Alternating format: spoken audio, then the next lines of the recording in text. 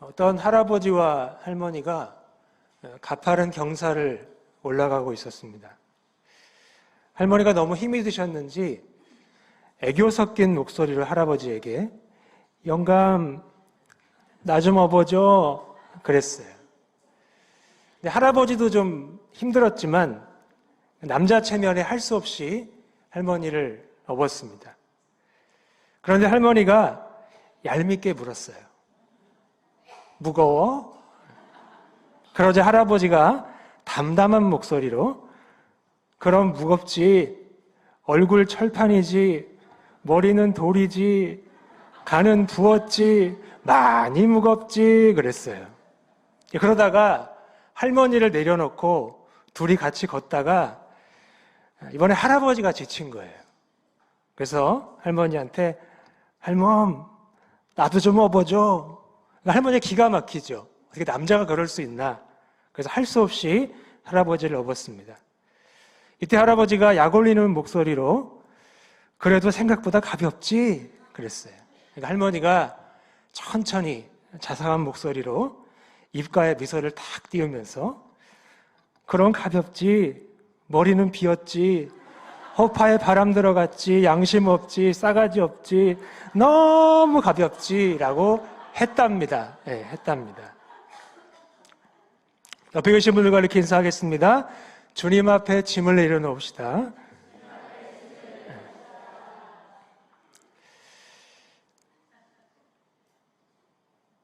양심을 지킨 사람과 앙심을 품은 사람이 있습니다. 오늘 본문에서 양심을 지킨 사람은 사도 바울이고 앙심을 품은 사람은 대제사장 아나니아를 필두로 한 유대인 고발자들입니다. 자, 그들이 왜 바울을 고발했을까요? 그러니까 사이가 안 좋다는 건 알고 있지만 왜 고발했을까요? 그 이유는 편견 때문입니다. 단순한 편견은 아니에요. 정치적 편견, 종교적 편견 때문입니다. 자, 대제사장이 원래 어디 있어요? 예루살렘에 있습니다. 예루살렘. 거기서 잘 움직이지 않아요. 근데 이 사람이 가이사랴까지 내려왔거든요. 이것은 바울에 대한 재판이 이 유대인 지도자에게 얼마나 중요했는지를 보여주는 겁니다. 1절에 보면 대제사장은 몇몇 장로들과 변호사 더들로와 함께 가이사랴로 내려옵니다. 4절부터 6절에 보면 이 더들로는 총독 벨릭스의 호의를 얻기 위해서 아첨하는 말로 발언을 시작합니다. 조사해 보시면 아시겠지만 사람들이 동의하지 않는 내용을 더들로가 하고 있어요. 그러니까 아첨하는 거죠. 그리고 3가지 죄목으로 바울을 고발합니다. 첫째, 그는 로마 제국 전체를 소유하게 하는 자, 즉 반역이나 폭동을 일으키는 자라는 겁니다. 그리고 둘째, 그는 나사렛 이단의 우두머리라는 것입니다. 그리고 셋째, 그는 성전을 더럽게 하려 한다는 것입니다. 이 3가지 죄목이에요. 학자들에 따르면 첫째 죄목은 정치적이고 셋째 죄목은 종교적입니다. 그리고 둘째 제목은 2가지 모두에 해당되는데 이 로마법에서 공인되지 않은 이단은 불법이기 때문입니다. 자, 오늘 보면 10절에 보면 총독이 바울에게 어떻게 해요? 머리로 표시하여 말하라고 합니다. 그러니까 더들로가 이제 고발을 다 마쳤기 때문에 바울에게도 변론할 기회를 주는 겁니다. 이 로마의 재판에서 피고는 원고의 말이 끝나면 허락을 받고 말을 시작했다고 해요. 바울도 그렇게 합니다. 그런데 바울은 더들로와 달리 아첨하는 발언을 한마디도 하지 않습니다. 당신이 여러 해 전부터 이 민족의 재판장이 된 것을 내가 안다 이런 말로 이 벨릭스의 권위를 인정하면서 자신에게 변론할 기회를 준 이 총독에게 감사를 표합니다. 기꺼이라는 말이 그런 뜻이에요. 그러면서 자신의 사건, 즉 성전 안에서 소란을 일으켰다거나 성전을 더럽히려고 했다는 이 주요 고발의 내용을 변명을 합니다. 보통 변명하면 이게 둘러댄다는 뜻으로 이해를 많이 해요. 구실을 대는 거죠. 여기서는 그런 뜻이 아니라 완벽하고 설득력 있는 근거를 제시한다는 뜻입니다. 그러니까 다시 말해 반박한다는 뜻이에요. 그러니까 고발을 했으니까 반박을 하는 거죠. 그리고 바울의 이 변명 또는 반박을 한마디로 요약하면 양심을 지켰다는 겁니다. 지금 앙심을 품은 자들과 양심을 지킨 사람이 대조가 되고 있는 겁니다. 계속해서 11절에 보면 바울은 자신이 예루살렘에 예배하러 올라간 지 12틀밖에 안 되었다고 말을 하는데, 따져보면 그는 지금 유대에 온 지 보름이 안 됐어요. 그리고 예루살렘에 있은 지는 7일밖에 안 됐습니다. 그러니까 1절에 따르면 닷새 동안 가이사랴에 있었어요. 그러니까 대제사장과 장로들과 더들로가 내려오기를 닷새 동안 기다리고 지금 이 날이 된 겁니다. 자, 이게 왜 이런 말을 하는가? 지금 고발된 사건을 일으킬 만한 시간적 여유가 전혀 없었다는 거예요. 그러니까 지금 고발된 내용이 정확하지 않다, 옳지 않다라고 이야기하는 겁니다.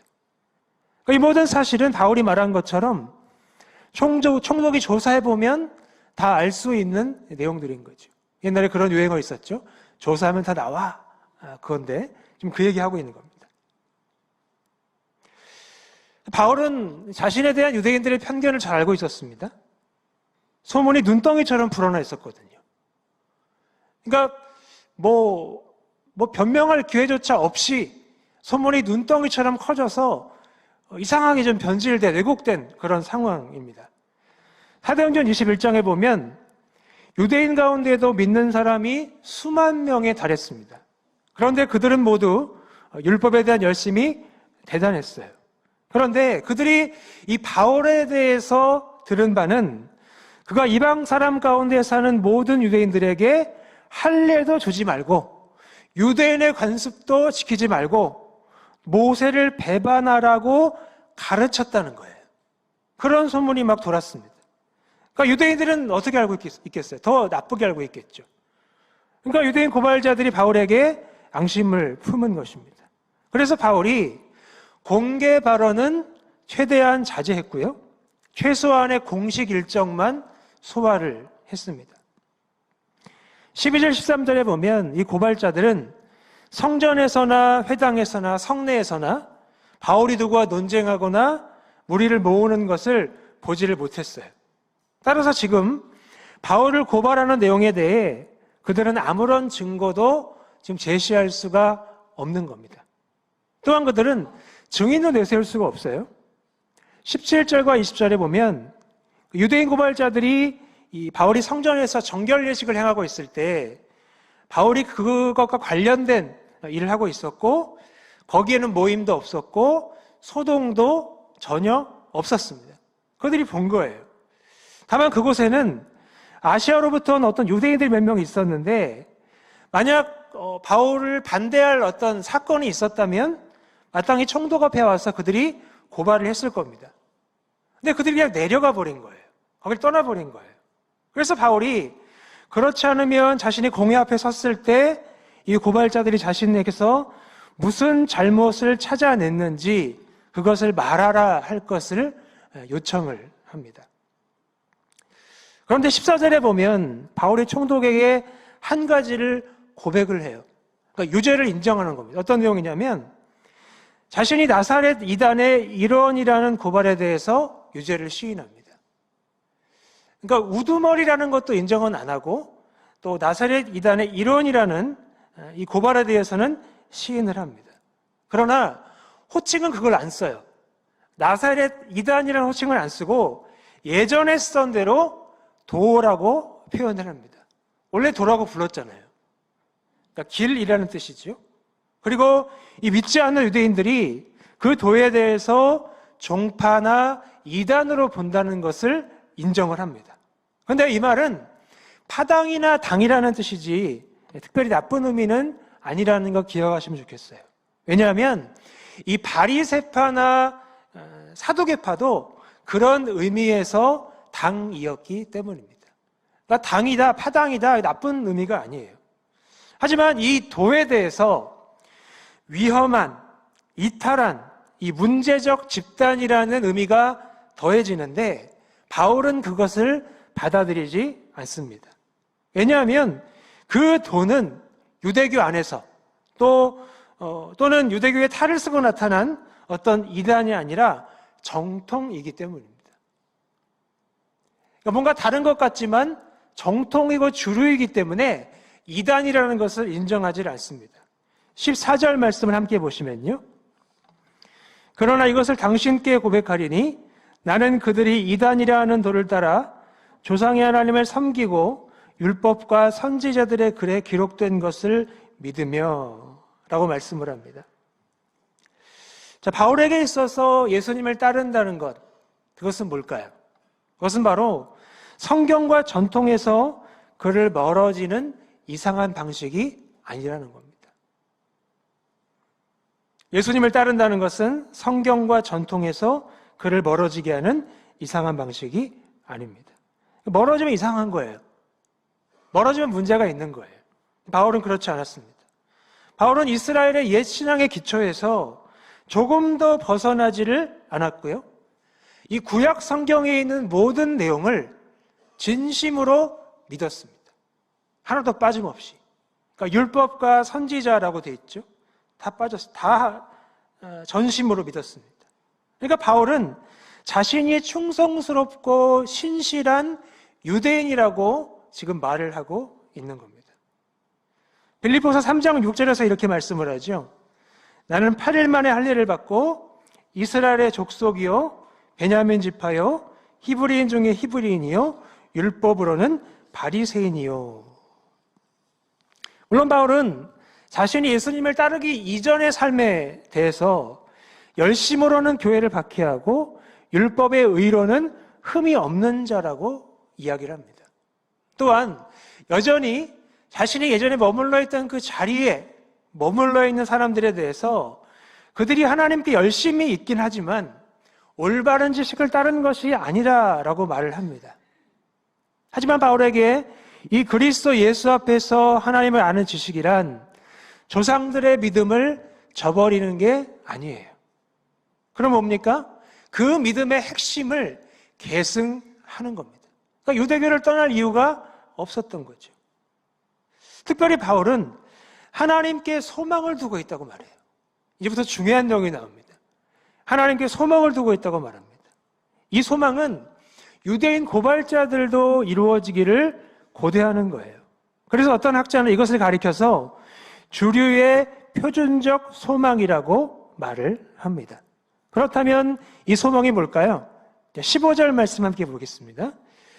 그들이 기다리는 바 하나님께 향한 소망을 나도 가졌으니 곧 의인과 악인의 부활이 있으리라 함이니이다. 아멘. 바울이 말하는 소망은 의인과 악인의 부활이에요. 바울은 대다수 유대인들처럼 부활의 소망을 굉장히 소중하게 여겼습니다.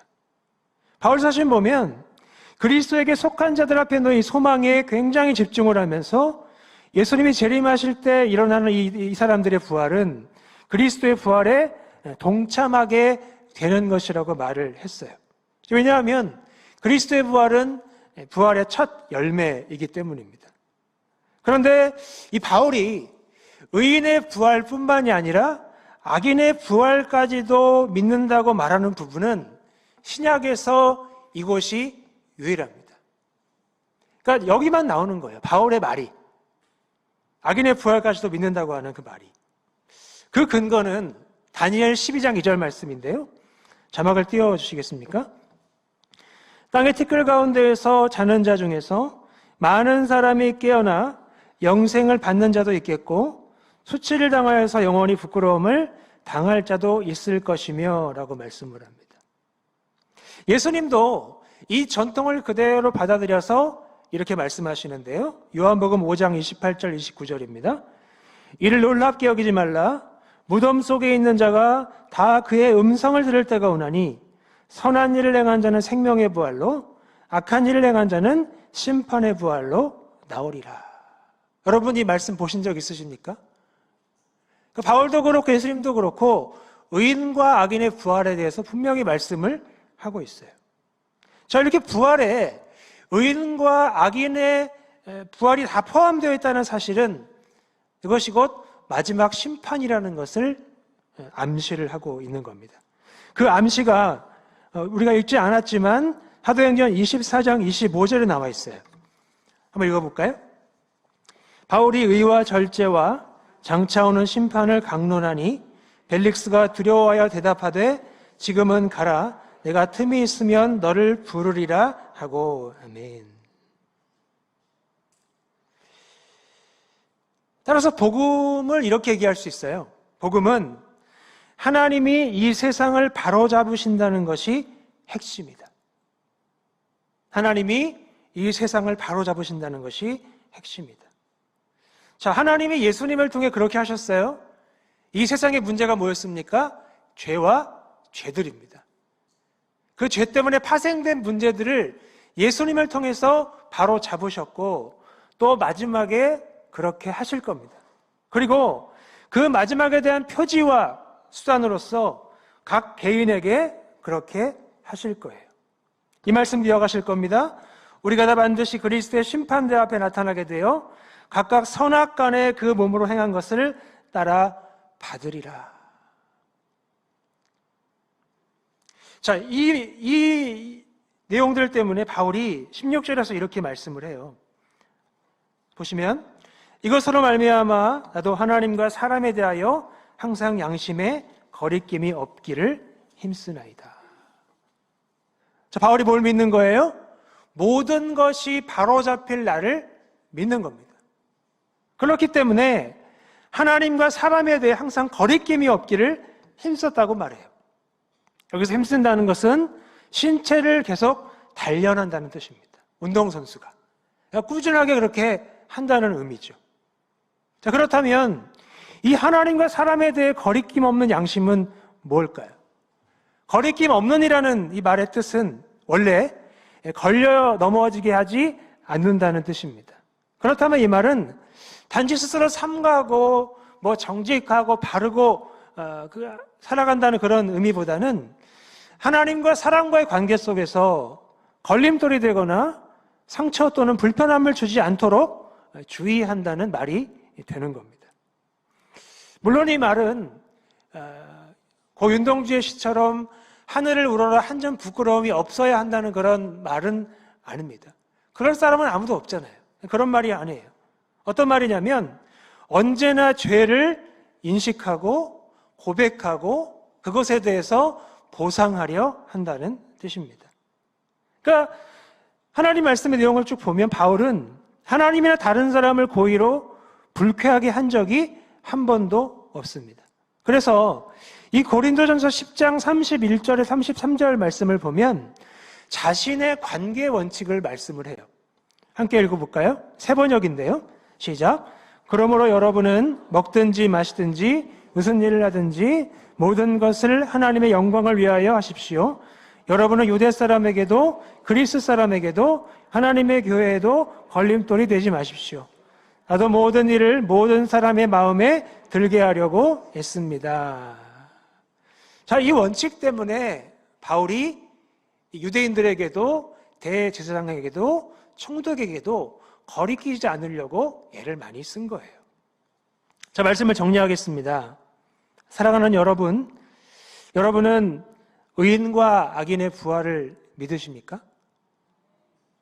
여러분은 하나님이 이 세상을 바로 잡으실 것을 믿으십니까? 예, 그렇다면 앙심을 품지 말고 양심을 지키시기를 바랍니다. 그 방법은 세 가지예요. 세 가지를 말씀드릴 테니까 한번 따라해 주시겠습니까? 첫 번째, 틀리지 않도록 노력한다.